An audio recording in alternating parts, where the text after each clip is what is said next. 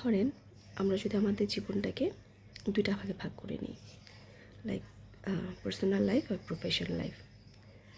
আপনার কাছে কোনটা বেশি গুরুত্বপূর্ণ হবে, পার্সোনাল নাকি প্রফেশনাল?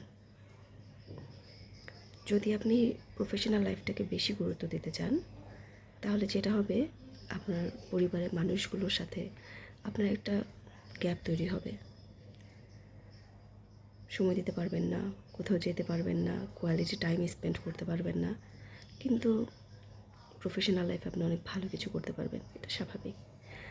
কিন্তু দিন শেষে যেটা হবে, আপনি প্রফেশনাল লাইফে যতই ভালো কিছু করেন না কেন, যত কিছুই করেন না কেন, যদি ব্যক্তিগত জীবনে আপনি সুখী না হন, পার্সোনাল লাইফের মানুষগুলো যদি আপনার থেকে একবার দূরে চলে যায়, তাহলে প্রফেশনাল লাইফে আপনার খুব ভালো কিছু দিয়েও আসলে আপনি আজন্ম সুখ খুঁজে পাবেন না। So choice is yours.